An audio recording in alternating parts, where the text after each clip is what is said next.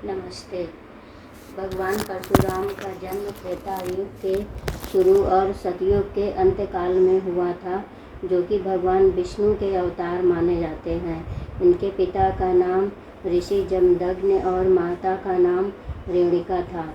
पौराणिक कथाओं के अनुसार भगवान परशुराम का जन्म इनके पिता द्वारा किए गए कुतेष्टि यज्ञ से प्रसन्न होकर देवराज इंद्र ने प्रसन्न होकर वरदान दिया था।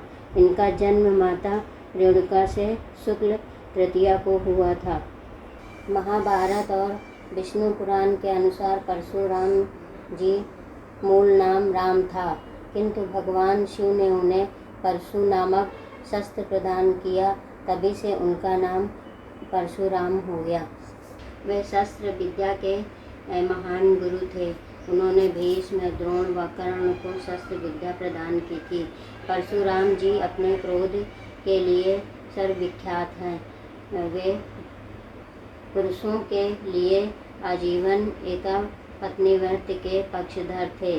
पौराणिक कथा के अनुसार भगवान परशुराम ने तीर चलाकर गुजरात से लेकर केरला तक समुद्र को पीछे ढकेलते हुए नई भूमि का निर्माण किया था और इसी कारण कोंकण, गोवा और केरला में भगवान परशुराम वंदनीय हैं। वे ब्राह्मण के रूप में जन्मे अवश्य थे, लेकिन कर्म से एक क्षत्रिय थे। एक अन्य कथा ये है कि जब परशुराम कैलाश स्थिति भगवान शंकर अंतपुर में प्रवेश करते समय गणेश जी द्वारा रोके जाने पर परशुराम ने बलपूर्वक अंदर जाने की चेष्टा की। तब गणपति ने उन्हें स्तंभित कर अपनी सूंड में लपेट कर समस्त लोकों का भ्रमण कराते हुए गोलोक में भगवान श्री कृष्ण का दर्शन करके भूतल पर पटक दिया। चेतनावस्था में आने पर कुटिल परशुराम द्वारा किए गए फरसे के प्रहार से गणेश जी का एक दांत टूट गया, जिससे वो एक दंत कहलाए। परशुराम जी के बारे में अनेक कथाएं प्रचलित हैं।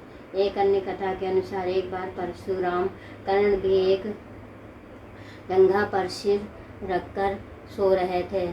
तभी कहीं से एक भिक्षु आया और कर्ण की जंघा पर घाव बनाने लगा, किंतु गुरु का विश्राम भंग ना हो, इसलिए कर्ण भिक्षु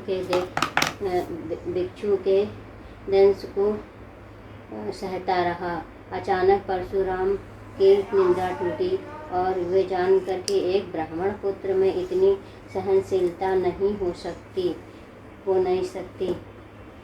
भिक्षु के दंश को सहन कर ले। कर्ण को ये ज्ञात नहीं था कि वो जन्म से क्षत्रिय है।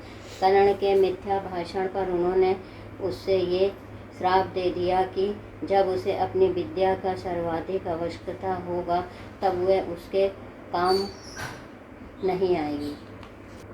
परशुराम जयंती की सभी को हार्दिक शुभकामनाएं। धन्यवाद।